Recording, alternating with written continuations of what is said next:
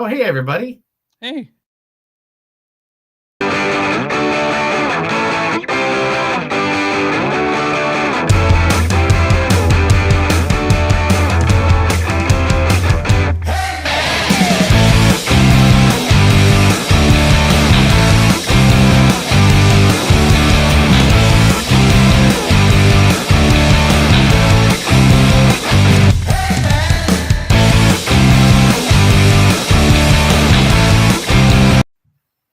Woo! Yeah. Episode 342, bro. It is 342. And then we're not even including the episodes that we done on Panic Fest. I don't count those towards the main count. So I know we have like almost at this point. I think we have like more episodes. We have 351. We have 351. What's the highest episodic television show of all time? No, I'm just kidding. I know. It's The Simpsons, right?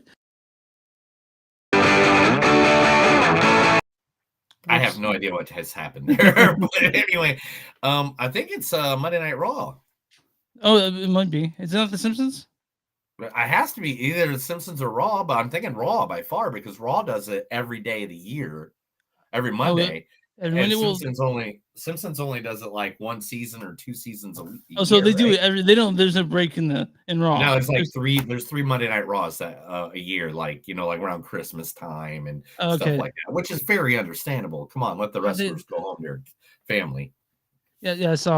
I watched that Mr. McMahon documentary. Whoa. But yeah, I'm in it twice. Oh, you watched it twice? No, I'm in it twice. In the Mr. McMahon documentary, dude, yeah. He walks by me at the when WWF bought WCW. That part when he's in Cleveland, he walks right past me. And then the second part is about 10 minutes left in the documentary when Cody Rhodes gets lifted up on his shoulders. You can see me, Topher, and Logan and us, right in the corner. What did you think when the WWE about the WCW? Were you stoked about that? No. And the reason being is the reason about I know this has nothing to do with movie, guys. We're just talking for a second before we get we haven't started the show yet. So. And we haven't started the show yet. We're just talking. But literally, what happened when you take away a big competitor, if you take away Pepsi, Coke is not going to try new stuff. It's not special, yeah. Yeah, it's not special. If you take away Burger King or take away Taco Bell, there's no McDonald's. It's like you got to have competition to make the other one better and try to beat the other one. And when they took away the only competition they had at the time, they sucked for like 2 years. And then they did this influx of talent that they grabbed from there. And nothing made sense. No storylines were going well. Like it really did not. They fixed it though, but now you think? Yeah. I mean, now it's like the best it's been since freaking Attitude Era. Okay. Since before when WCW went against WWF. Okay. But all right, everybody. Real quick, I want to say something real quick. We are not oblivious to world events. We knew the election happened yesterday. We're not going to say anything about it, but Neil and I, if you watch the show, know that we're against racism, sexism, homophobia, and transphobia, and we'll leave it at that. That's just all there is to it. And let's start the show. Yeah. It's a show by Chris and Neil with all great movies. They are the real deal. We watch them all, so you don't have to. It's movies that don't suck and some that do. Ladies and gentlemen, boys and girls, listeners of all ages? Yes, that's what I say every week. I'm trying to figure out what my Slack is. Well, they're viewers and listeners, right? Like the people viewers, listeners, Joe Bob Franklin, everybody who's out there. Yeah. How many of your friends are out there, Chris? I don't know. I can't see from. I don't know. I can't tell. Hundreds of people out there. They're just like, Chris, why Chris? Chris is my favorite. All right. But anyway, we're here to review 2 movies like we do every single week. Me and Chris are in here. Now, the 2 movies that we have decided this week are both based off of books that are going to be in the same category at the Oscars, probably. Yeah, they got so. And these have to be the 2 that are going to fight it out. I think is You think for best adapted screenplay? You think best adapted screenplay? I believe so far these might be two of them that fight it out really hard. Yeah. Yeah, and first one is The Wild Robot, featuring. Oh man, you say her name. with Peter Nyong'o. You know why? I got this from Mrs. Shaw. Mrs. Epps won't even grab me no soap to clean with. I stink so much I make myself gag. 500 pounds of cotton, day in, day out, more than any man here. And for that I will be clean. That's all I ask. This here, what I went to Shaw's for. That's from 12 Years a Slave. Oh, dude, I thought it was from Star Wars: The Force Awakens. Come on, dude. I'm just kidding. I know she's in both, but she's also in Us. She's a good actor, one of the main actresses that are out there, is ripping up Hollywood right now. Another one who's in this movie, and one of my favorite characters, I think, this year in animated, is one and only Mr. Pedro Pascal. Okay, you just run out there, you get the truck, you come back and get me. I will keep a lookout. Love it. Love the plan. But maybe you should go and I'll stay here. I love that plan. I do. But you are a faster runner than me. I saw how fast you were in National Treasure. No, that'd be the stunt department. Not according to the making of featurette. Fine, I'll go. But wait. So you're gonna go? I'm going with you. Yeah, that's from Bear William as a Town. Yeah, gosh, I'm still like, he's the most excited I've ever been for like a comic book character besides like Tony Stark or Michael Keaton Batman. Is Pedro Pascal, because he's playing Dr. Reed Richards. He's playing Mr. Fantastic. I can't wait to see his rendition of that. Anyway, also in this movie is Kit Connor. I'm just so sorry I ran away last night. I was just freaking out because I was confused and surprised and, honestly, I'm having a proper full-on gay crisis. Yeah, that's from a show the UK's in. I forget what it's called, though. It's like an into UK show. Yeah. Is that Heartstopper? It is. Yeah, good job. Yeah. Okay, it's like Heartstopper, his Dark Materials. He's in Rocket Man. Really Rocket Man. I tried to do Rocket Man stuff, but I couldn't find anything long enough. So, sorry. Also in this movie, Bill Nye. I'd only give one piece of advice to anyone marrying. We're all quite similar in the end. We all get old and tell the same tales too many times. But try and marry someone kind. And this is a kind man with a good heart. I'm not particularly proud of many things in my life, but I am very proud to be the father of my son. Where's that from you? Is that Love Actually? No, About Time. That's what it's from. Oh, okay. Man, I thought you were going to grab him from when he was Davy Jones in Pirates of the Caribbean, or the stepdad in Shaun of the Dead. I just thought that was such a really sweet quote, It was a really sweet quote. Both married, but I was expecting something completely different. I was thinking you're going to grab one of those wacky characters. Also, and talking about a wacky character, one of my favorite character actors, I made Chris pull this clip, is one of my favorite guys and one of my favorite shows, which is continuing on right now for its last season, What We Do in Shadows, the great Matt Perry. Doing that thing where he pays a lot of attention to your area. The thing is, he's got this irritating habit of giving you orders just at the moment of climax. So you're both there in the moment, and then he barks an order, and you're heard. What? What? Nothing. I beg your pardon? What are you saying? And he never repeats what he said. He expects you to have listened during the climax. There we go. I love the relationship. The relationship is amazing in that show. Oh, it's one of the best. Danny actually still. Danny has a shirt that it's a Fleetwood Mac Rumors cover, but it's Laszlo and Nadia. Yeah, I mean that's relationship goals, right? Also in this movie is like Mark Hamill, Vine Rains, Catherine O'Hara, who's awesome in the new Agatha All Along, which is getting none but love everywhere. A bunch of great actors in this movie called The Wild Robot. Now, the second movie that we'll be doing today is from a book too. I don't think I did the book cover. Did I do the book cover? I did not grab the book cover. Okay. But the one and only Conclave, featuring how do you pronounce it? It's Ref Fiennes. It is Rafe Fiennes. Rafe Fiennes. Yeah. I found that say that in England they don't say Ralph, they say Rafe, which is okay. So Rafe Fiennes. Here we go. Do not eat. Taste. Savor. Relish. Consider every morsel that you place inside your mouth. Be mindful. Do not eat.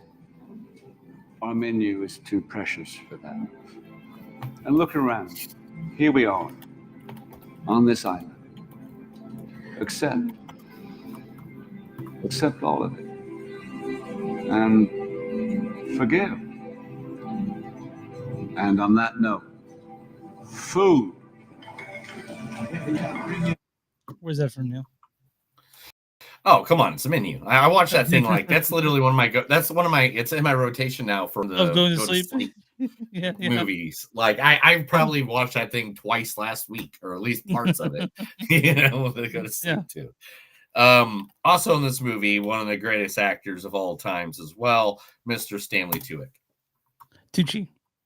That's what I said. I said I always try not. You know how I am. I always try to not to Tucci. Stanley Tucci. All right. Sounds like you're having sex in here, which I know can't be true due to the fact that you have a homosexual boyfriend. He's not my boyfriend. Hey, no judgment. All God's children. It's fine. I was gay once for a while. No big deal. We all do it. It's okay. Where's that from, Neil? Easy A, man. That's like literally one of my favorite scenes. My favorite like great scenes. Like one of my favorite ones is I liked him as the cop in Lucky Number 11. I thought he added a big like that's one of my favorite. That's a movie, guys. If you haven't seen Lucky Number 11, it's not on many streaming platforms. You literally gotta go looking for it. But it has such a great cast. Yeah, it's weird. It's Josh Hartnett before, like his last movie before he disappeared for a minute. Come back. But it's a really good movie. It's just overlooked though. So and last but not least, I think you got. Wait a minute. You got two more. Two more. We got the great John Lithgow. Then I will ensure that a barometric report is included in your box tomorrow, complete with isobars and isohumes. It has been an unusually cold winter, and there are only so many things that I, as Prime Minister, am prepared to inflict on your subjects as a reward for winning a world war and prevailing over fascism, evil, and tyranny. Letting them freeze is not one of them. All right, Neil. That was a hard one. I'm trying to think of it. I know I've seen him. I know that I've seen that. Mm-hmm. I have no idea what the name of that is. The Crown. He played Winston Churchill in The Crown. Yes. I totally. I've not seen that. Then I thought it was something else. My favorite was, either John Lithgow. We all know him from some of the great '80s classics like Harry and the Hendersons. But then you're talking about Dexter, right? Dexter. I looked for that. He's also just creepy looking. He doesn't talk a whole lot as the trainee killer, but yeah. Let me make sure I'm thinking of the right movie. But I did. There is a movie called Raising Cain that he did in the 1990s. It was 1992. Mm-hmm. That was the first time I think I remember seeing creepy John Lithgow, and that the father or the happy guy or whatever. So I think that one is a good one. Oh, Santa Claus. Oh, it's one of my favorite movies every year. Anyway. Anyway, also on this list is the wonderful Isabel Rossellini. Whoa, look at this. So, what do you want, Mr. Snakeskin? I was hoping you could tell me if there's a contract out on me. I really need to know. By who? Santos or Marietta Fortune. I heard you were going with that bitch's daughter. You heard right. You are one big, stupid asshole. Don't you know that her mommy and Santos killed her daddy? So that's from Wild at Heart. Yeah, I was gonna say I thought that was Wild at Heart. Good job at me. Yay! So I got all the movies. Yeah, I could go on the Blue Velvet, but like she just sings in that. So that's all I can find to sing. Yeah, so but that is some of the main actors going to be in Conclave, which we will talk about later. Chris, tell everybody where they can find us. You can find us online at moviesdon'tsuck.net. We're at facebook.com/moviesdon'tsuck. We're on Twitter, X and TS Podcast, Instagram at TS Podcast. We're on Bonfire. I'm sorry, we're at Patreon, patreon.com/moviesdon'tsuck. We're at WTMnet.com, W2, Newsnet. You'll find us there along with a bunch of other podcasts. We're on Bonfire accounts, so Movies on Six and something new. We go to Blackwood Productions at TeePublic. You'll find our shirts there. You'll find stuff with the logo on it, all the other stuff Neil's made. And where you find Kyle, we're on YouTube at Movies on Suck Podcast. And where you find podcasts on Movies on something to do, like, share, all that stuff. Tell your friends, all that sort of thing. Neil, are we talking about someone today? We're promoting someone today? Of course. You know what? I'm going to promote someone that I know they're a big name. I know they're a big name. They're not a chain, though. They are locally owned. And I'm going to make you so hungry that probably you're going to go eat there because I'm doing a Kansas City great. Because I wanted to be in a good mood today. And because also yesterday I had this argument with somebody who said their barbecue was the best barbecue. That's BS. It can't be. Can't see. So I'm going to promote the best barbecue in my opinion. Mm-hmm. And that is going to be the great Arthur Bryant's barbecue sauce and barbecue in Kansas City. Now, if you've never seen the place, guys, this is what it looks like. It's not fancy. You go in there, it's tables. You eat there if you want to, or you could take it to go. And it is seriously one of my favorite barbecue joints in the world. There is a line outside of that thing almost every day. Like, I thought I had the line somewhere. But that's one of the lines. But I thought I had a picture of it outside. Whatever. But anyway, it is usually a line out the door, down the block every single day. Arthur Bryant's is legendary king of ribs and is the most renowned barbecuer in the history. He created a unique sauce and style that has attracted the likes of President Truman, Carter, Barack Obama to the restaurant. Charlie Bryant started the Kansas City barbecue tradition, learning from his father of barbecue, Henry Perry, from who Charlie worked. Arthur visited his brother Charlie in Kansas City and never left. Upon his brother's death, Arthur took over the operation and moved the restaurant to where it stands today, good old 18th and Brooklyn, Kansas City. Now, guys, I learned about this going through the website today. You ready for this, Chris? Yeah. I can buy Arthur Bryant's. What? You can go to their website, and I shit you not, nationwide shipping, and you can buy barbecue that they airtight it, if you see right here, and send it overnight. Nice. This is what it looks like. I'm not gonna lie though, it is expensive. like this right here. How much do you think that meal costs right there? Just that. $15. Any more? You wouldn't even get that for $15. Okay, I'll say $35 for all that. All right. That is $159. Wow. Well, they definitely say, hey man, we'll do the stuff for you. This is their right here. This is their $270 meal right here. It was so good. But it does get overnight to you, and it is Arthur Bryant. So, but Arthur Bryant sauce, you can buy it anywhere. You can go and buy their sauce online, which if you can't get to the restaurant itself or you don't want the meat that's super expensive, go buy the sauce. It's one of the best sauces out there. It's ArthurBryantBarbecue.com. That's it. Go and support local. I always do. You do too. And just so you guys know, can't this would the late great Topher Gomez. There he is. There's the guy I had the argument with.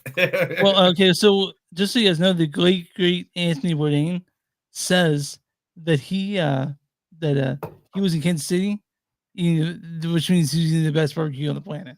So, if you know trust Anthony it's the Bourdain, best. I always try to fight it, and it's not a fight. I need to fight. I mean, there's so many good places in Kansas City for barbecue. There's Joe's, which is a classic.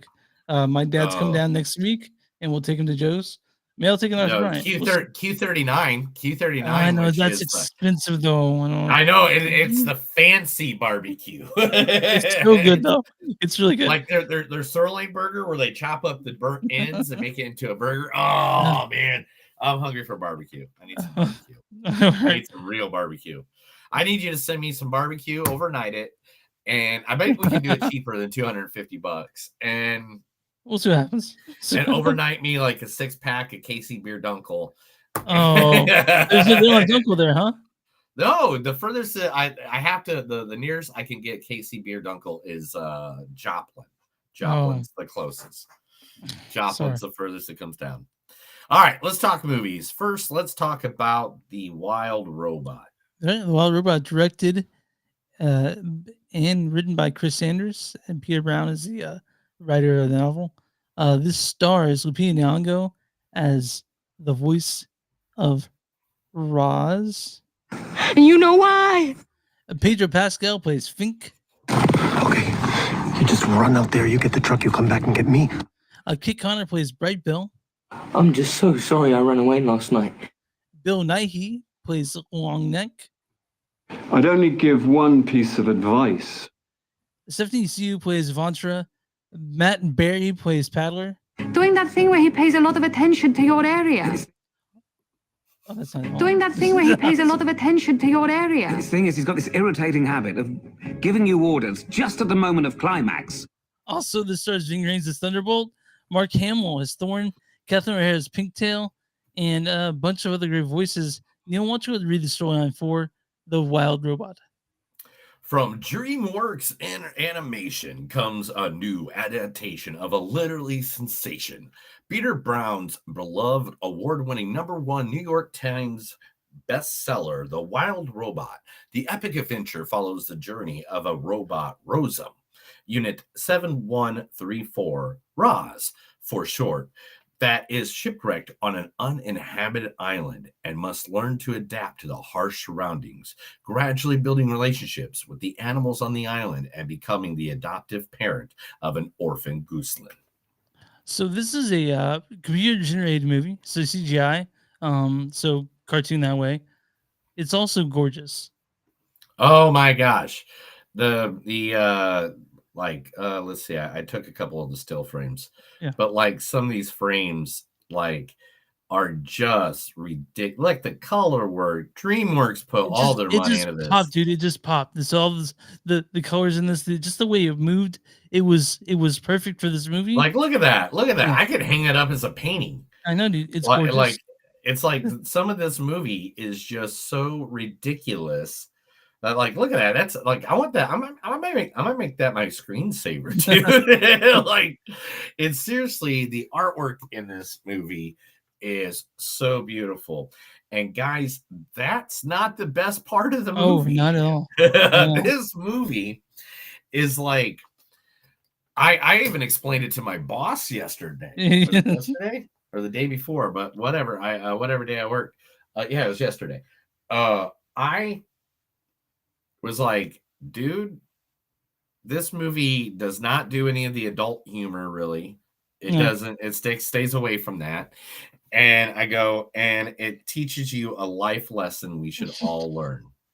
Yeah. And it's basically to come together as a group.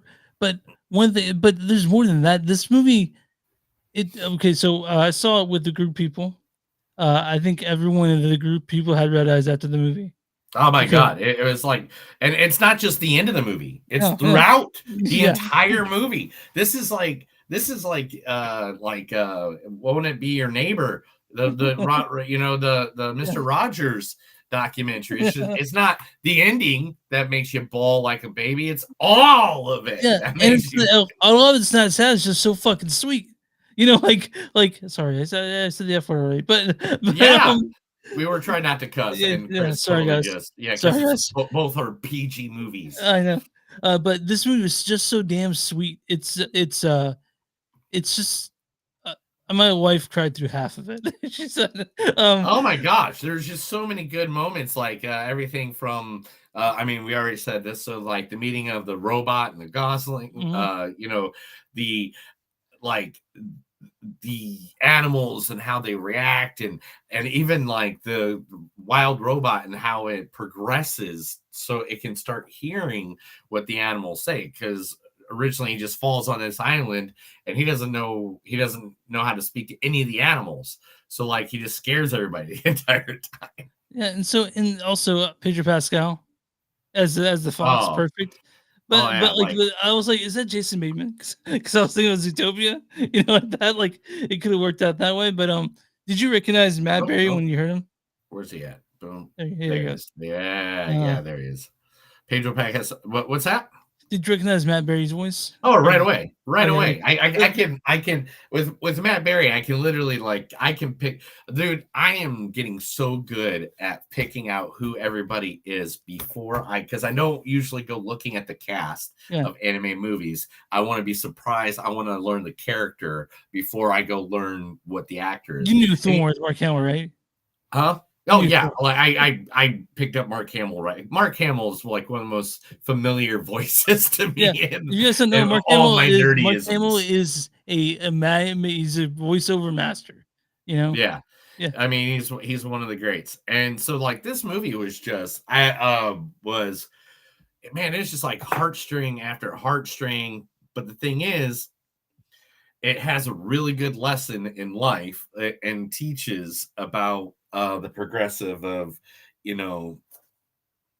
of human emotion, about trying to accept someone's new environment. Yep. And I think this movie should be shown to people that have to move a lot. It should be shown to everyone because it's a delightful movie. It's one of those things that, man, you said it's also very funny parts to it, but it has humor that plot that there's no adult stuff in it, but it's universal humor, and universal themes of growing up and sort of letting go and learning and coming together and doing what's best for everyone else, And the best part is that, like I said earlier, both of these are from books that were #1 bestsellers on the New York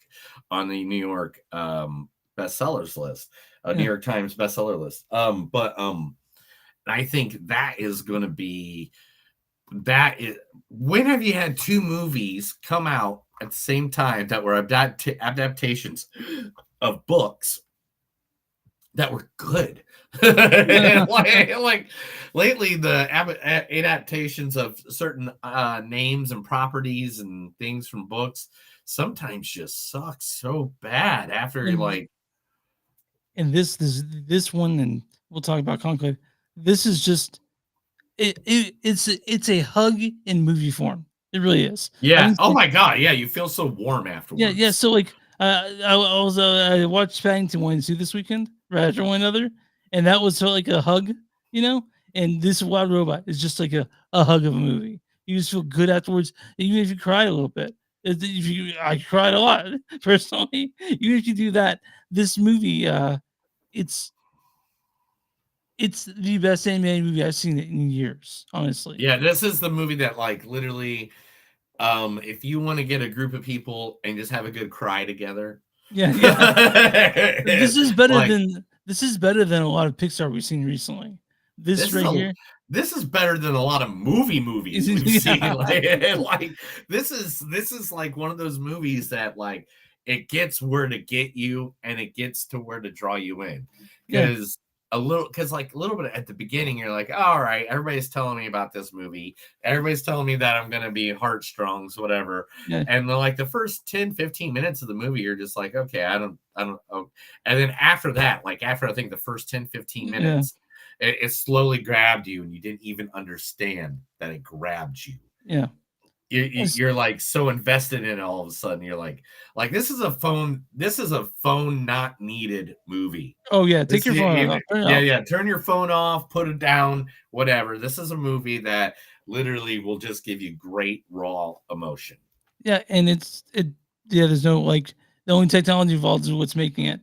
And it does have little messages like, for example, when you see what the world looks like as the Gosling is flying to its destination, it's just maybe say a little bit about what will happen to the environment if we don't take care of it. But other than that, this movie is fantastic. I can't. There's not anything a movie just got knocked off of my top 10, bro. Like literally, that's what just happened. I don't know where this is gonna end up, but especially the week that we all been having as a nation, this was like literally one of those movies that, man, if you need a good cry, oh yeah, go get your good cry in right there. Yeah, you go see The Wild Robot. It'll make you feel a little better if you're feeling happy. Yeah, you feel like at the end of the day, it's not a sad cry. It's a good cry. It's a good happy cry. You understand things, and you wish this is the way the life would be. It's kind of like every time I watch Star Trek, I have to cry because I'm like, why can't the world be like Star Trek? Anyway, The Wild Robot, it's beautiful. The acting is fantastic. There's things for everyone in this thing, and it's just an all around gorgeous movie. It beats anything Pixar's come out with in the last 5 years, and honestly, this is top notch entertainment. You won't find anything better than this animated, at least this year. I mean, this is easily is one of the best. This has to get. I don't know. We'll talk about it after we review. But what my score on this is, I go first always, right? My score on this is a 4.6, 4.7. It's a fantastic movie. 4.7, man, easily 4.7. This is what movies are about. This is the kind of thing you go, man. Me and Neil love heart, and this has so much of it.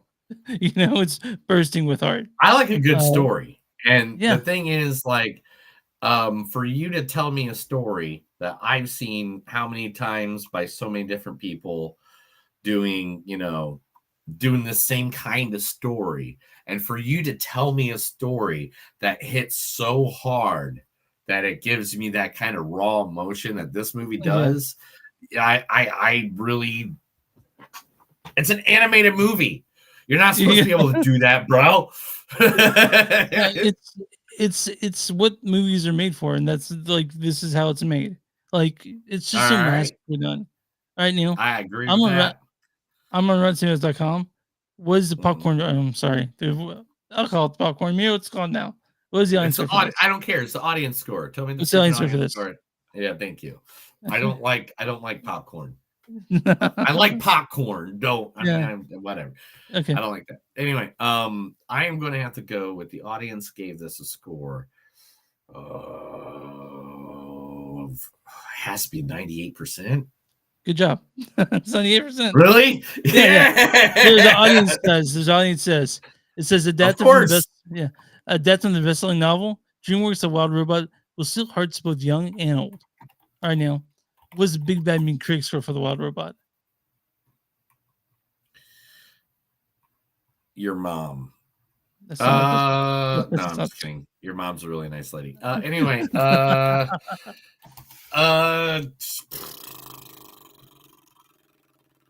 97. Close. It was certified fresh at 98%. They're at 98 too? Yeah. I'm at 98. Oh, yeah. Critics' consensus is a simple tale told with great sophistication. The Wild Robot is wondrous entertainment that dazzles the eye while filling your heart to the brim. And me and Neil's eyes were filled to the brim with tears. I read a good review and a bad review on this. I'm gonna have a hard time finding a bad review because it's 98%. Everyone loved this thing. This is from let's see this one. This is from Wendy Ide of the Observer. She says it's similar stuff, certainly, but the picture's unexpectedly dark humor outweighs any modeling tendencies. 4 out of 5. Okay. And this is a not so good one. It's from Yassifer Mendina of Cinephile. It says, as noteworthy animation depicting its animal kingdom, but often stumbles through a series of commonplaces. The dragon indulgence that dries up like trees, and its predictable fable about acceptance, identity, and nature. Me and Neil love this thing. So go walk off of here, Yasser Medina. So this is a it was a great movie, and it just I just anybody that loves good movies, it's a movie to go see. This is I cannot highly recommend it more than recommend it. Oh, I can highly recommend it more than any other movie out there. You guys can rent it from home right now. I think you can find it on home, and if it's I think it's a little bit more than what you're used to paying, but and I believe in I think November, not November, but I think the end of November, right around Thanksgiving, is when it's going to be coming out on like a streaming platform. I can't remember which one grabbed it, but if I remember reading it sometime in the news a couple weeks ago. And Chris just left me for no reason. Oh my gosh. Remember when people were at least nice enough to not, he did the old Irish goodbye to me. He just decided that he was done with the podcast. He gave up on life. He is now somewhere else in the other. I don't know where he went. He didn't even message me or anything. You'd think he'd at least give me a phone message or at least tell me, hey, this is where I just went. But no, nothing. Nada. Hello, Chris. Where you at, Chris?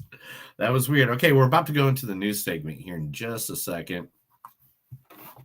Right whenever Chris gets back, I guess I got to pull up some kind of way of contacting him. Oh, there he is. Can you hear me? Hey, buddy. How you doing there, buddy? Can you hear me at all? Yeah, good. Yeah. Okay. All right. I don't know what happened, man. It just went nuts on me, but I'm back. What did you say about November? It's going to show up somewhere in November, you said? Or December? About the movie? You're a movie. What is it? Well, you said something about this movie is coming out somewhere in December, you said? Oh, yeah. It said it's going to be on streaming in the next, okay, 5, 4, 3, 2, 1. Yeah, so anyway, this movie is going to be out on streaming at the end of the month somewhere. So if you don't want to pay the $20 on VOD, seriously, go just see it, man. It's one of the best ever. Yeah. All right. Neil, I think we're ready for news. You got news queued up? I think we're ready to do Yes, the movies that don't suck and some of them news. Let's do it. This is the movies don't suck and some of them news. I'm going to tell Chris events going on in the world of movies and entertainment. He's going to enjoy it because it comes from my Richie Silk voice. All right, now I'm ready for you to lay some. Oh, sorry. All right.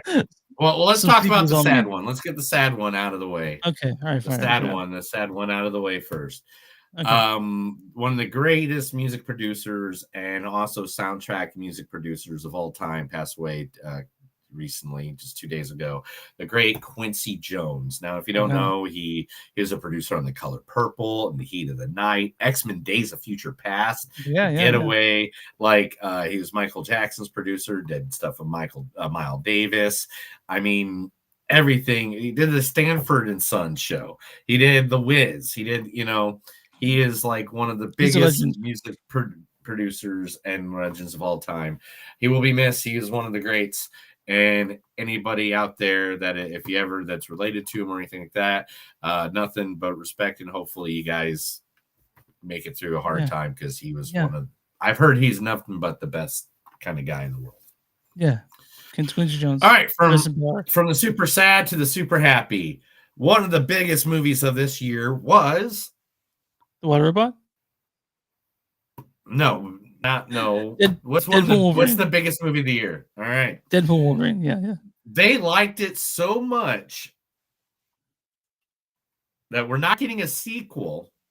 Ron Levy, Hugh Jackman, and Ryan Reynolds are now writing a movie where it's just Ryan Reynolds and Hugh Jackman hanging out or whatever, doing some kind of movie. They haven't 100% said what they're writing yet. They're in the works, but they have decided that they are going to do a project, the three of them together, just whatever. That's sweet. So they know they can't do Deadpool Wolverine because now that those rights are all owned by Disney and stuff like that, and they'd have to go through a lot of tape and stuff like that. Yeah. So they're spending the year writing, and they're writing the movie for Hugh Jackman and Sean. Oh, this is Ryan Reynolds speaking. Actually, I'm writing the movie for myself, Hugh Jackman, and Sean Levy to do a movie, and it's not Marvel. We want to do something on our own, and whatever, we're going to be there. That we're going to be in the front row. Who's not, we're going to be right there. But talking about Marvel, one of the big surprise movies of last year, Godzilla -1 director is going to be signing a movie deal with them. Wow. Okay, so that's like a dream, right? For some people, right? Yeah. Like for I mean, if anything, let's be honest. If he does a Marvel movie, what movie should he do? I mean, what's the closest thing Marvel has to kaiju movie? I mean, Shang-Chi. I would say like a sequel to Shang-Chi or something like that. Oh, Would that be good? Yeah, it would be. I mean, you could bring in Galactus and the Eternals or something. I don't know. I just think that would be the best way to go. Yeah. Are we off timing? Are we? 1, 2. A little bit. Okay. Sorry, guys. Give me 2 seconds. I'm going to refresh. It's probably on my side. Boom. Yeah. Sorry, guys. Yeah. So, I had problems, and now Neil has problems. Technology doesn't like long distance podcasting, but we do it because we love each other. I love. They can't imagine doing anything else. Right? 1, 2, 3. Okay, 4. good. All right. Every time I do the news segment, sometimes I'm pulling up these websites and they delay our feed, and so we got to just kind of update it. Third movie for the Orphan series. Didn't see this one coming. Orphan, Lionsgate has announced that Lionsgate and Dark Castle are going to make the Orphan series a threequel. See, I like that Orphan First Kill. That one only came like a couple years ago. I actually like that one. Yeah, so did I. We were both kind of fans of it, but it's kind of like, all right, well, at least we don't. She's probably going to die. She has to die, right? Yeah, I guess so, man. It's just, you and I are getting a little tired of sequels, I think. We just want more new stuff. So Ben Stiller is going to be doing a athletic movie again, a sports movie. Is he a sports player, like a coach? It's not going to be Dodgeball 2. No, this is going to be called The Dink, and it's going to be about pickleball. Pickleball is like a big thing among men his age nowadays. Like everyone's playing pickleball. So listen to this. This is the people that are involved in it so far. We got Josh Greenbaum, who's right now working on Spaceballs 2. From a script written by Sean Clements.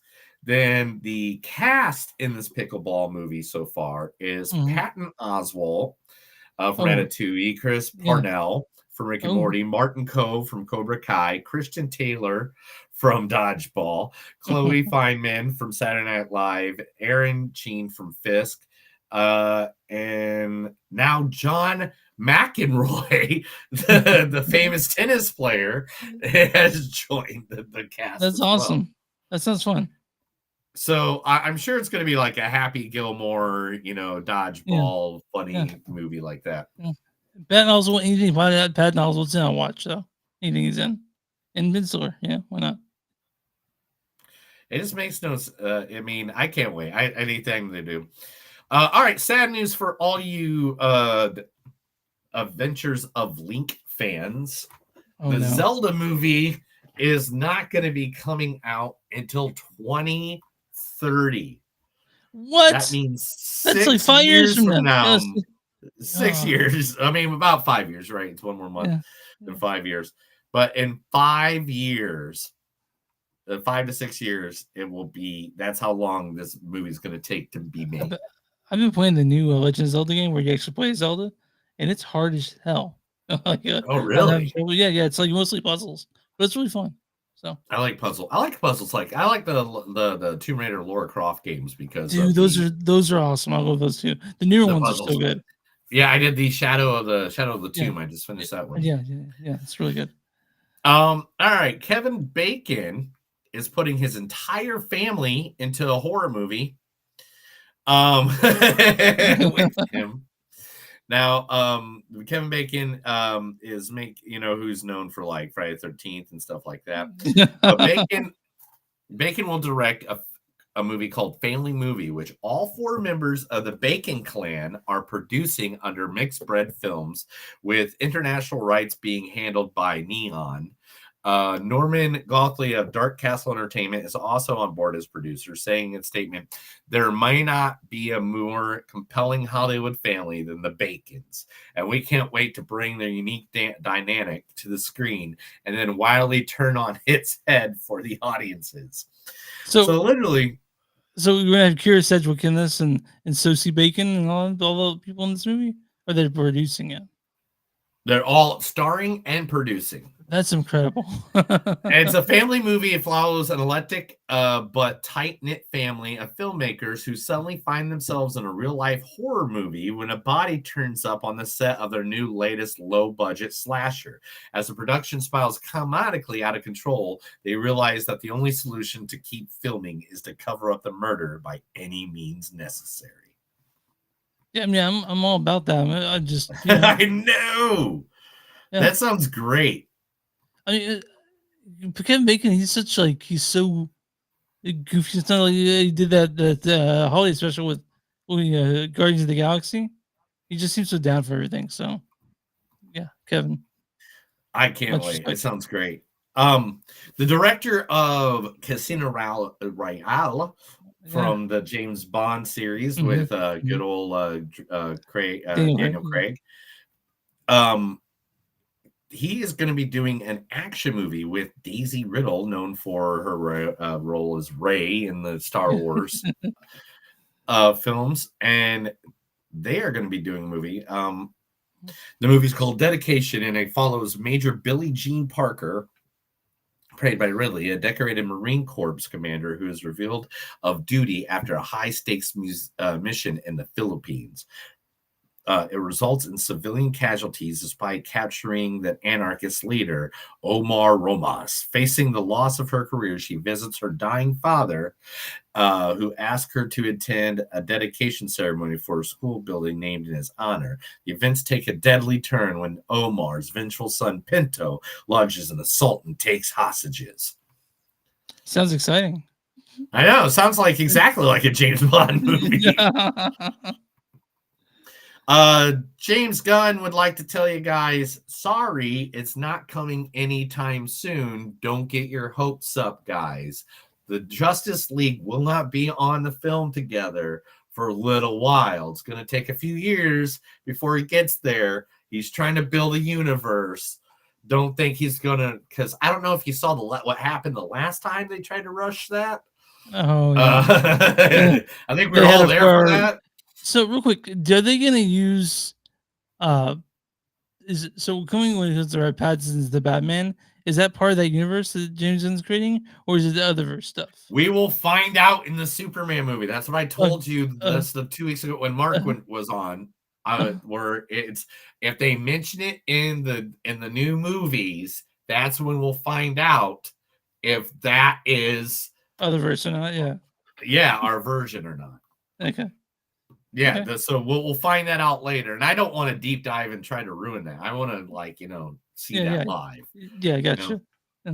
One of our favorite series of movies that's probably never going to get made, Horizon, the American Saga, which number one is on HBO. It's on Max. Okay. It's on Max. But they're doing a documentary that is going behind the scenes of the original project, because they're trying to get love and hype for it so they can get the other 2 chapters made. Oh man, I don't know if it's gonna happen, dude. Like Kevin, I know Kevin Costner's all about it, but no one else was. Nobody is about it, bro. And you just pissed everybody off. Because you're like, well, if you don't understand it, you don't understand it. Well, that's not how that goes, bro. That's not how it does it. Both you and I saw the preview for that. I'm like, who is that for? Like, who's gonna see that? You know. So I mean, I'm sure it's good. I'm sure it's fine. You know, whatever. But I just, you don't have 3 hours to watch movies anymore. We have to watch. We have other things to watch. So Horizon. Right. Yeah. So George Romero's last Night of the Living Dead movie is adding a zombie killing veteran to the series, hopefully to pop it up a little bit more.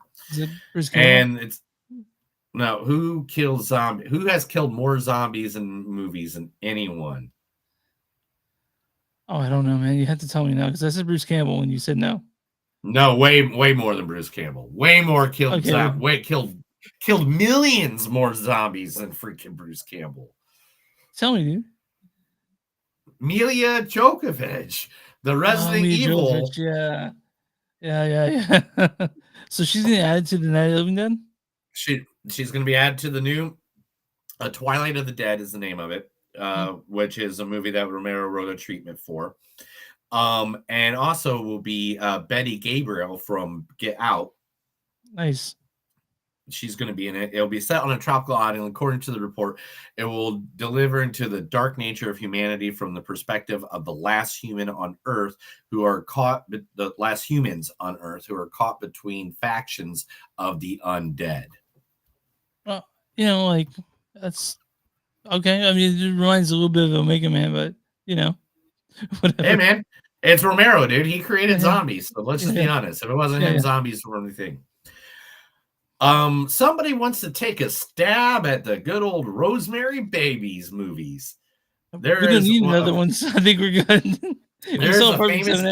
There's a famous writer director that wants to take a stab at after seeing Apartment 7A because he is one of the biggest Rosemary Babies fans of all time. He used to see it in the theater when he was a kid. One of the most famous writer directors of all time. Who do you think it is? It's not Quentin Tarantino, right? No. Okay, who is it? Kevin Smith wants to take a stab. Wow. Okay. I mean, I would see that. I would definitely see that, He goes, because I love satanic cult movies. I'm a child of the 70s. Dude, we and love I'm a Catholic. And a Catholic kid. So Satan, that's like our Darth Vader in our fucking space opera. So as a kid, whenever they were like devil movies, I was like, ah! And those Catholics are really scared of the devil. Dude, those Catholics are really scared of the devil. They are. Really scared of it. Yeah, we're not going to talk about Chris. Stop bringing, you say you might. Okay. Black Phillip is not the devil, dude. That's a code. Okay. Well, but he's a harbinger. He's a messenger.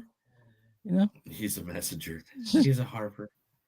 All right, so Eddie Murphy is going to be playing the most unlikely person I'd ever think I'd ever hear the names ever. He is going to be playing in a new music biopic, and he is going to be playing the godfather of funk himself. James Brown? No, that's a Godfather Soul. Oh, sorry. George Clinton. George Clinton and the Parliament Funk biopic with Eddie Murphy. Now, the thing is that because they're going to make him like funny crackhead, George Clinton? Yeah, I don't know. Because he's 60 now, and George Clinton's he's not 60. He has to be at least 100, bro. No, it's on Eddie Murphy's. Eddie Mel's Eddie Murphy. He's probably like but Eddie Murphy. Right? Eddie Murphy looks young. He can just put makeup on him. All right. Yeah, I mean George Clinton is a wild man. He's still around too, still funking it up, right? So yeah, it is by Catherine Davis, who's a lifelong Clinton fan, right? Who brought the idea to Murphy. Murphy will be producing alongside John Davis and Catherine Davis, and George Clinton himself is going to be part of this. So like. So there, we're not going to get the crack stories. I want the crack stories. We all know George Clinton smokes the crack. All right, Yeah, and he's a little it's crazy. okay, man. Yeah, You're still alive, bro. So you did it well. I've seen you perform so many times. That song, "Shit, Goddamn, Get Off Your Ass and Jam." I mean, you're right. Yeah, Atomic Dog, Atomic Dog. Bow wow wow yippee yo yippee yay. Bow wow yippee yo yippee yay. Yeah. Yeah. Anyway, Daniel Craig wants to make a major change to the Knives Out 3 movie. What's he want to do? He would like it to be in the theater. In the theater? Since none of them have been in the theater. The first one was. No. I saw all 3 in the theater. All 2 in the theater. Knives Out 1 was in the theater for sure. 1 was in the theater. 2 was on Netflix. Oh, yeah. Okay. But yes, he would like number 3 to go back to the movie theater. He doesn't want it to be just released on. And to be honest, the Knives Out series is worth it because let's be honest, Knives Out is one of the funniest series of movies that come out. It's so fun now. Yeah, it's like the Ocean's 11, but every time it's not the same 11 people. You know what I'm saying? It's like a whole different group. It's like the Agatha Christie thing, but more fun. You know? Yeah. Oh my god, I need to catch up. I need to catch up on those. Like, Agatha Christie. I'm sorry, I thought you meant Agatha all the way. Yeah. I haven't been watching that. Sorry. The Fly is going to be getting a movie, but the movie is not going to be a sequel. It's going to be in the universe of The Fly. Okay. Of The Fly. So basically, it's going to be set and written by let me see if I get this name correctly. It's going to be in the David Cronenberg's universe. Okay. But it is going to be written by where's the name? You can't give me the last name and not give me the first name. There it is. Nikyata Jazu. So it's gonna be super fucked up. Is what you're saying? Yeah, and it will be made under 20th Century Studios. Producers, Topping of Chinny Entertainment. They don't know many of the details, but the way they explain that it will not be a remake, but it will be a new story in the world. So maybe somebody steals one of the pods. I really hope it's as creepy as what we saw The Substance earlier this year, which one of our favorite movies we've seen. Yeah. And to be honest, let's just be honest. Let's be 100% honest on that, dude. That would just be, if it's done right. Yeah. Like, have you gone back and watched The Fly with Jeff Goldblum in recent years? It's been years. Oh my God, go back and watch it. Yeah. You don't realize how disturbing that movie is until you go back and rewatch it again. Like I tried to rewatch it. I can't remember what day it was. You should feel sexy. Yeah. Will Ferrell is about to bring a comedy. I got a couple more that I think are necessary ones. Will Ferrell is going to play one most a comic version of one of the most iconic 70s, 80s characters of all time. He is going to be doing Clint Eastwood's Dirty Harry, but as comedic. I'm wondering how Clint Eastwood would feel about this. You know, that the guy. It's Will Ferrell, man. Yeah. As long as it's not Sherlock Holmes. Yeah. That's all we care. That one was just bad. Yeah. And we were all looking forward to like John C. Reilly and they're back together, and we're like, we didn't want that at all. It's called the movie's going to be called Street Justice. It's going to be Attorney Harry type who goes on taking justice into his own hands based on the script and original idea by screenwriter David Callahan. This will be the second collaboration between them. They previously worked on Jean-Claude Van Johnson together, which that was a fun series if you didn't see it. But so Tom Cruise wants to go back to the 80s and make a sequel of another, or I guess it's the 90s, this one. Of another one of his big name movies of all times. Days of Thunder? He wants to do a sequel to Days of Thunder. He wants to go into the NASCAR. He's taken to Paramount about doing do Top Gun and Days of Thunder. It's going to be what comes together first in terms of script. It depends on the ideas. Ultimately, the script, I don't think a Days of Thunder singer is a terrible idea. And to be honest, I don't think it could. I mean, it's not going to be like that. If they update it just like how they did Rocky Balboa, or Maverick, yeah, or Maverick. If they update it, I mean, you could still get another one out of it. I mean, Maverick was so crazy to go see how everyone was there, and I was in that theater full of people that it was insane. Yeah.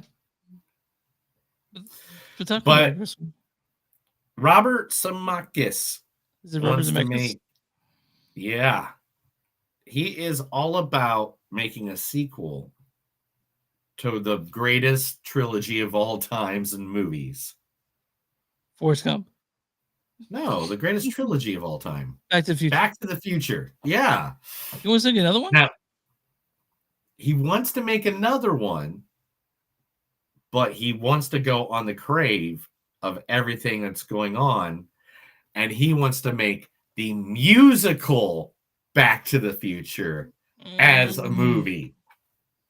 I can see that working, honestly. I think I can. I know, right? Like, yeah. I mean, it'll be stupid. I'm sure it's going to be stupid. It's not going to be it's not going to be, award winning, I don't think. But I think it's going to be like Mean Girls.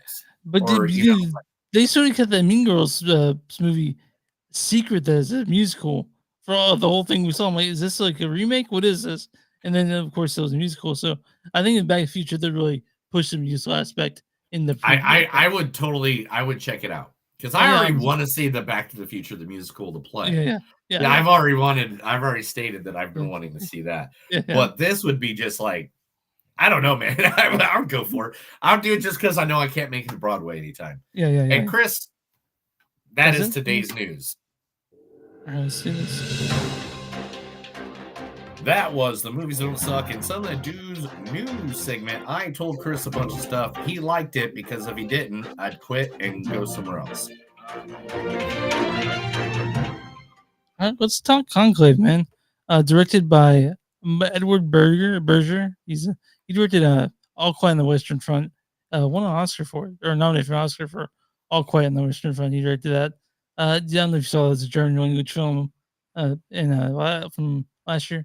It's written by Peter Strong and Robert Harris. Robert Harris being the author of the novel it's based on. This stars Ray Fiennes as Lawrence. Do not eat. Stanley Tucci as Bellini. All right. Sounds like you're having sex in here. John Lithgow as Tremblay. Then I will ensure that a barometric report. Ushin as Masmati as Adeyemi. Jack Coleman as Wozniak. Thomas Libby as Mandorf. Brian F. O'Byrne as O'Malley. Isabella Rossellini as Sister Agnes. Whoa. Look at this. Ronnie Kramer as Mendoza. Sergio Castelletti as Tedesco, who I tried to find but couldn't find. Valerio da Silva as Father Haas, and Carlos Diaz as Benitez. And finally, Joseph Midel as Nakatanda. Let's go through the storyline for Conclave. Cardinal Lawrence is tasked with running the covert process after the unexpected death of the beloved Pope. Once the Catholic Church's most powerful leaders have gathered from around the world and are locked together in the Vatican halls, Lawrence uncovers a trail of deep secrets left in the dead Pope's wake secrets, which could shake the foundations of the Church. So we know a lot of people have thoughts on the Catholic Church itself. But I mean, I don't know who would be best on that one. I don't know anybody that grew up right next to probably the most popular Catholic university in all of the United States of America or the world. Let's be honest. So would you call this a mystery or the thriller, maybe, or conspiracy thriller? Like it's a PG, so there's not like shooting or something, but it's pretty captivating. This thing. Yeah, it's pretty captivating, and it's pretty like it is by any one. Let's get into this just like we did with Wild Robot first. It was just beautifully shot. Let's see if I got if this is the right picture. Yeah, there we go. Like every scene that they did just has this aura to it, or like looks like look at this stuff. This is just like it's shot beautifully. It's shot it's amazingly. shot beautifully. Like every The shot image is from framed like it's just so beautifully well done. So I mean, the cinematography on this movie was just ridiculous. Now, this is like one of those movies where who did it? It's a mystery thriller, I guess. I'd go mystery. I guess so. Yeah, and I gotta say that the acting in this is top notch. Ray Fiennes is amazing. He should get nominated for something. Like, I mean, everyone in this is amazing.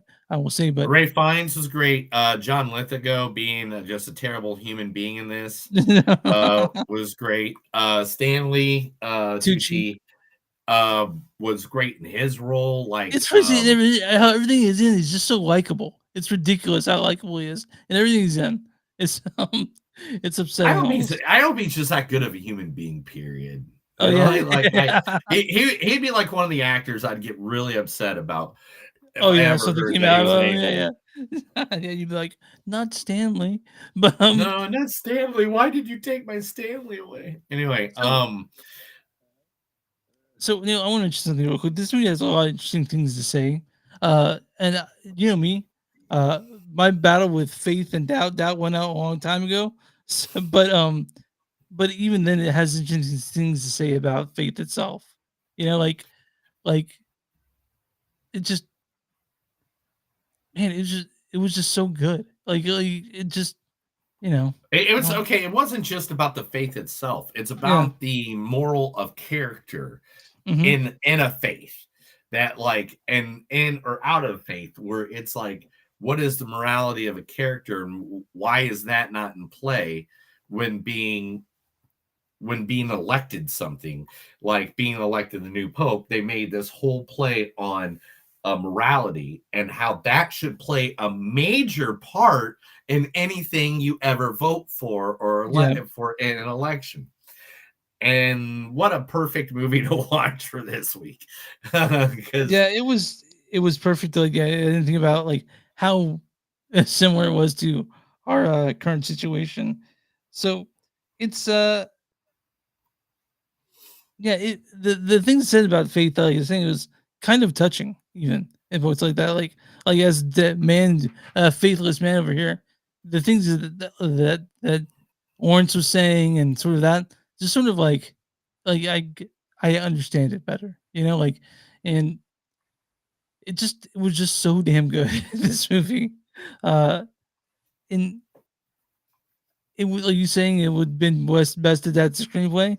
I'm all about that with you. This is one of the better movies we've seen this year.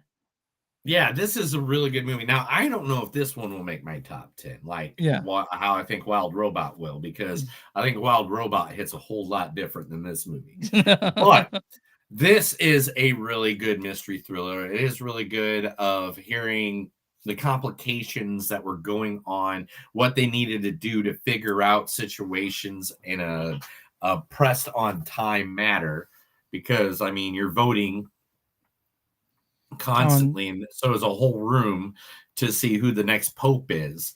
And if people don't have the right information, then that misinformation leads to bad choices.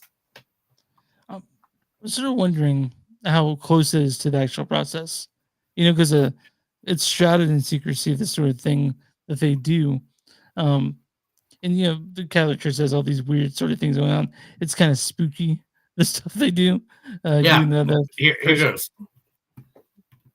Here, actually, I took a couple of the facts I have from this, but this is what I couldn't put all these words on the page that we have in front of us. But right here it says, many of the measures Cardinal Lawrence and the rest of the priests take when going through the film's conclave process are true and accurate to the Catholic faith of centuries of tradition. The Pope's ring, called the Ring of the Fisherman, is really removed and destroyed after his death. An official Vatican announcement that the throne of the Holy See, the governing body of the Catholic Church, is vacant is made. The papal apartment is closed off with a crimson ribbon and is sealed with a wax stamp. The College of the Cardinals really are sequestered in apartments called the Domo Sanctus Martis of St. Martha's House to eat and sleep between votes. And the windows and doors to the Sistine Chapel, where the actual election takes place and ballots are cast, are darkened, shuttered, and locked to maintain utmost secrecy during it. Yeah. So, well, that's interesting. I wouldn't know how to. You're literally locked in one part of the church until you of the figure it out. Vatican, the Vatican City, and they're like, "You figure this out now. Yeah, You figure it's. this." I'm going to Rome in February, and I really hope that we get to visit the Vatican. Oh my while we're there. gosh! Oh, you bastard! I hate I know. you And so so much. after seeing this, I'm like, we gotta go. I'm going to Vegas, and you're going to well, Rome. That's still fun, dude. I mean, it's weird. I'm going to Vatican City. I know it's only fifth row for WrestleMania. Nothing cool. No, Vegas is gonna be cool, man. Vegas will be awesome. We'll have a good time, and plus, I might end up dead. Where you guys staying? An Airbnb that's amazing. I'll show it to you Okay, later. all right. I'll send you the link. But Conclave, it's a movie. When I went, there were no other people in the theater. At the theater movie to myself, so it's not. I don't know if it's just not being promoted, but it's a movie that I feel like was released for award season, because I do feel like this will show up in a few categories at the end of the year, for acting, at least for Ray Fiennes, because he's incredible in this movie. It's captivating the whole time. Even at points a little bit progressive. You think about religion being sort of a set in stone thing, but there's liberal parts of it, there's conservative parts of it, and there's streaming parts of this. And I feel like there are parts of this that were trying to they were trying to mirror the atmosphere in politics, like you said, this election, but a bunch of That's them. the thing, though. I didn't feel like it was like a political. Like, that's why I liked it too. I think it kind of got my mind out of the political and showed that this could be in like a different atmosphere. That this kind of voting and it kind of it didn't make me feel political. It just made me felt more like. It felt more like gosh. I mean, they were like voting. it was a group of random guys that are voting for something that had nothing to do with what I was going through this week. So it's like I don't know what to say there. I don't know what the best way to do it's okay, but it's a very good movie. It's captivating. I said all the actors do their job and do it well, and it's a beautifully shot movie. And it sort of hit me in a way that I didn't expect going in. I went in. I know it really did too. Like I think that John Lithgow, and I'm going to say this, I think the John Lithgow villain character was one of them that really draws you into the movie, where it's just like all of a sudden it was like, man, okay, now I'm into this. Like that was, I think, the John Lithgow character and the interactions between Stanley and Ralph. Rafe was like literally the moments in the movie that I was like, man, I'm now drawn into this. Like I'm really like their conversations, their acting is what made the movie. If those three actors weren't in this movie could have fallen flat so easily.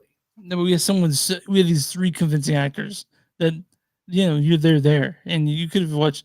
I could have watched Rafe and Stanley talk all day, honestly, on this one. Yeah, it's just this worked on so many levels, and I'm glad that it did. I'm glad we saw this. I know me and Neil.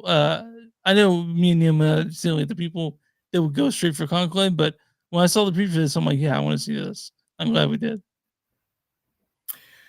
I 100%. I wanted to see this movie because I heard that it was exceptional acting and it knocked it out of the park. This is when acting is done well. I mean, the story's there too, but I mean, the acting in this movie is what literally makes this movie good. Like people are trying to compare it to Two Popes. I think this knocks Two this is Popes way better out of than the. Two Popes. Yeah, Yeah, way I was better. not a big fan of Two Popes. So like this is I think this was a really good story. So Chris, let's go ahead and get this done. Let's see. Just scoring this.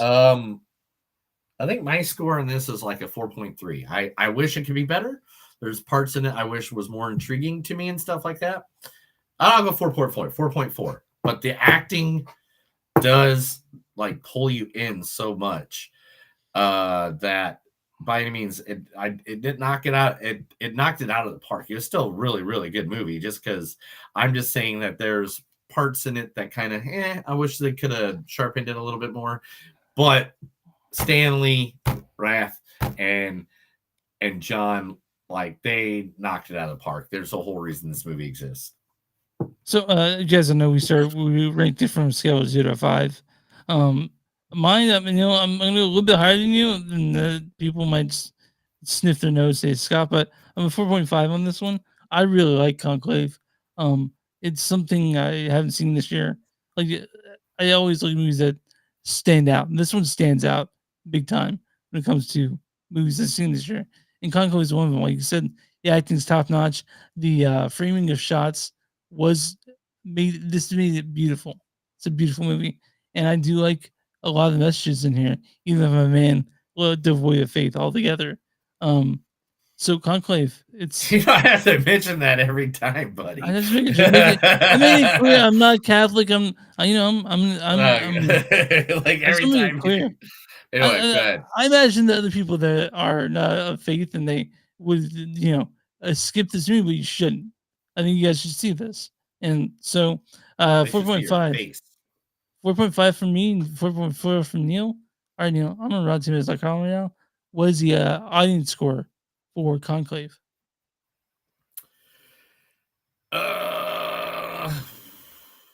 Doing your mom? That's not it. That's Doing Your Mom. I don't know. Yeah. That's a song. Sorry. Yeah. Anyway, audience score is going to be 68% because I think some people didn't get it. 85%. Oh, really? Okay. Yeah, there's audience says on this. I have right now. I have a lot of lack of faith in humanity, so therefore, I thought they would make get that.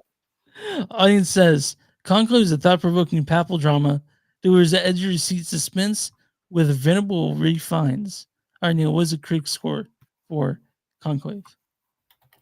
I'm gonna have to go with they said 85, 88%. They're gonna have to be higher because they're critics. Certified Fresh at 92%. 92. Yeah. Critics' consensus is carrying out Papal Pope with immaculate execution and carry out how it worked from refines. Conclave is a godsend for audiences who crave intelligent entertainment. All right, Neil, I read a bad review and a good review. This is from Richard Brody, New Yorker. He says, instead of rising the awe-inspiring heights of their settings, the refinement of performances is narrowed to monotony. Neil and I disagree heartily. And this is from Frank Wilkins at Real Reviews. He says, Berger's film is a triumph of storytelling. Must watch for political thriller enthusiasts. Anyone intrigued by a delicate dance of power and fate. He gave it a perfect score, 5 out of 5. This is, you guys can watch this in theaters. I imagine it will show up at the end of the year when the Oscars are announced. So it'll show up. I'm sure this is going to be in the next month or two. This is going to be directly on some streaming platform because they're going to want to build a lot of for the award season. Yeah. So the Conclave, guys, check this out in theaters. I know everyone's waiting till the middle of the month when Gladiator 2 and Wicked come out, but just watch. This is what you can watch for those come out. Is Conclave. So now that we've covered both these movies, which one gets the Oscar? I think The Wild Robot's an Oscar for Best Animated Feature. You think animated feature for Wild Robot there? Yeah. You don't think the adaptation will come in? I don't know if it will get in. I don't know if it will get in on there. Because what are the animated movies this year? There's more animated movies that came out this year that I know. Yeah, there's one that we talked about just a couple weeks ago. That Pharrell movie, Piece by Piece, was animated. Yeah, I think that one gets animated movie of the year. I disagree, but I thought. Or Transformers 1. I heard that was pretty good, man. We never saw that. No. We can when it comes out. I don't know if we'll get to. We only got so many movies left. Yeah. And let's see what else came up. Kung Fu Panda 4 was the second highest box office movie of the year so far. But If was mostly it was live action mixed. I think that doesn't count as a main feature. Inside Out 2. Yeah, that's gonna get that might win. I don't think it should though. Like there's another one. I know I'm missing one that we watched this past year or we heard of. I'm missing one. I know Despicable Me 4, but I haven't Yeah. I know. Infinity on Crisis Earth. No, I'm just kidding. The DC movie is not winning, even though it was a good series. Go watch the Infinity Justice League Crisis on Infinity Earth. There's 3 movies, and it is great. It is a great animated series. So I think that's next week I gotta talk to you off the air about what we're doing next week. I mean what movies we're doing because I have a few suggestions. No, there number one. There's one movie we Heretic, are right? doing. Yeah, Heretic, there's no bottom line of Okay. that. Heretic, There's no okay. argument there. Okay. There's no way I'm not going to see creepy Hugh Grant. By the way, I already had tickets for it. So creepy Hugh Grant is like I'm all for that right now, and Okay. and I think my wife and my mother-in-law both want to see that movie. So I think we're going to go do like on whatever day I have that we all available. I'm going to see if I can. Yeah, drag I'm to seeing the it. theater. I'm seeing it next Tuesday with 5 other people. So Yeah, it's the next go-to movie of the year, man. I think it's literally the one for. It's one that when you sell a preview for, like, yes, we want to see creepy Hugh Grant. Who doesn't want to see creepy Hugh Grant? Everybody wants to see creepy Hugh Grant at least once, right? Yeah. So unless he doesn't do it well, then we don't want to see creepy Hugh Grant. So we're doing Heretic, and we'll figure out that streaming film and let you guys know. But are you ready to get out of here? Yeah, man, let's get out of here for this week. You find us on movies.suck.net. We're at w2mnet.com. Number 2 movies.net. You'll find us there with a bunch of really cool podcasts. We're on XMTS Podcast, we're on Instagram TS Podcast. We're on Patreon. You don't suck. We're on Bonfire. Search Movies Don't Suck on somethingdealonfire.com. You'll find us there. Go to Blackwood S Productions at TeePublic. You'll find us there too. It's for merch. We're at YouTube at Movies Don't Suck Podcast, and wherever you find podcasts, Movies Don't Suck something to do. Like, subscribe, all that stuff. We love you. Neil, what do we do for small businesses? You got a small business, let us know, email us, message us, do whatever you need to, send a smoke signal, whatever. Let us know, and we'll give you right here, just like we did earlier. We want to support local and support you free of charge to our thousands of listeners and our millions of followers on Movies Don't Suck and Something to Do. All right, let's get out of here.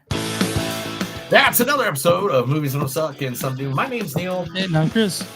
And remember, no matter what's going out in the world, just love each other. Remember to respect each other. And none of you will get stuck in a conclave or out in the wild like a robot. Behave, love each other, and have a good night.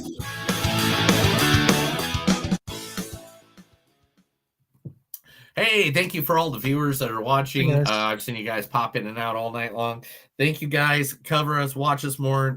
Make sure to share, subscribe, like, follow, hit notifications, all the above, so we can get more money in the world, so we can make tons of cash and be millionaires and no longer work our normal jobs. We'll do 10 episodes a week if you guys make us millionaires. We'll do cover. We do live in a double. We'll do a double house. We'll live in a double house together where it'll be like, there's be one hallway. We'll have a compound. Yeah. And that go to our secret podcast cave. We'll have interns too. We'll have interns as well. Dude, mine will be the bat poles.